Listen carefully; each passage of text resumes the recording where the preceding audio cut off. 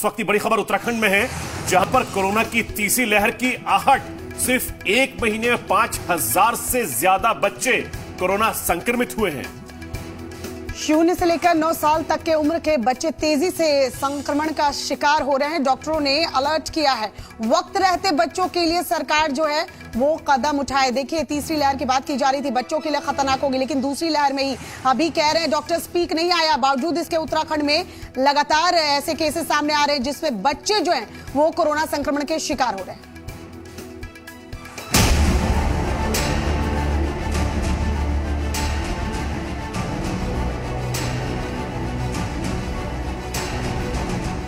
पूरा देश कोरोना की दूसरी लहर का कहर झेल रहा है, लेकिन लगता है कि देवभूमि उत्तराखंड में कोरोना की तीसरी लहर ने दस्तक दे दी है।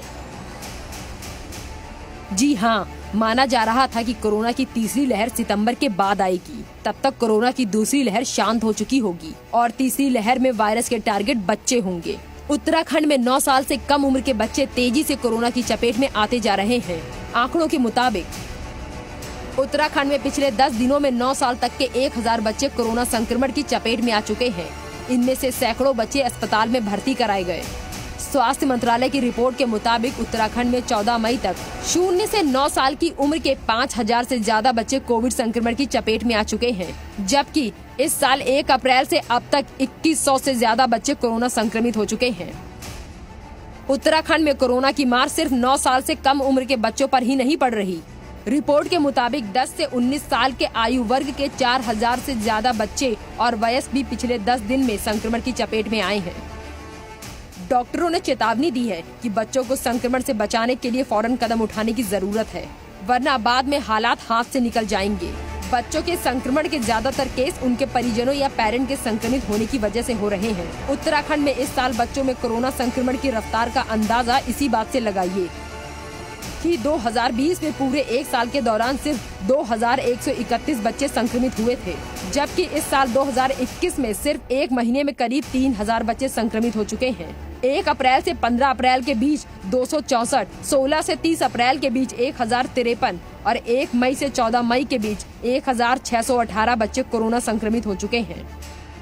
इस साल उत्तराखंड में बच्चों में कोरोना संक्रमण बड़ों के आंकड़ों को टक्कर दे रहा है। सूबे में इस वक्त 10 से 19 साल के आयु वर्ग के कुल कोरोना संक्रमितों की संख्या 21,587 है, जबकि 60 से 69 उम्र के आयु वर्ग के 22,592 मरीज पाए गए। ब्यूरो रिपोर्ट, जी मीडिया। तो उत्तराखंड में रहने वाले लोगों के लिए ये खबर जो हमने दिखाई थी, अब इस पर हम बातचीत करते हैं। हितेन लगातार बने हुए। हितेन, उत्तराखंड के लिए तो बड़ी आफत वाली खबर है, चूंकि मासूम बच्चों को भी अब कोरोना नहीं छोड़ रहा है। सरकार कैसे निपटेगी उत्तराखंड की? बिल्कुल, देखिए, बहुत बड़ा सवाल है उत्तराखंड सरकार के सामने, क्योंकि अभी भी बच्चों की वैक्सीन आने में जो है 2 से 3 महीने का वक्त लगेगा। क्योंकि कुछ ही दिन पहले जो है डीजीसीआई ने कोवैक्सीन को जो है अप्रूवल दिया है कि बच्चों के लिए वो वैक्सीन बनाए, और 28 दिनों का वो ट्रायल, 28 दिनों का गैप रखकर वो 2 डोज का ट्रायल जो है वो कोवैक्सीन को करना होगा। यानी कि 2 से 3 महीने का वक्त जो है अभी भी कोवैक्सीन को लगेगा, भारत बायोटेक को लगेगा उस वैक्सीन को बनाने में।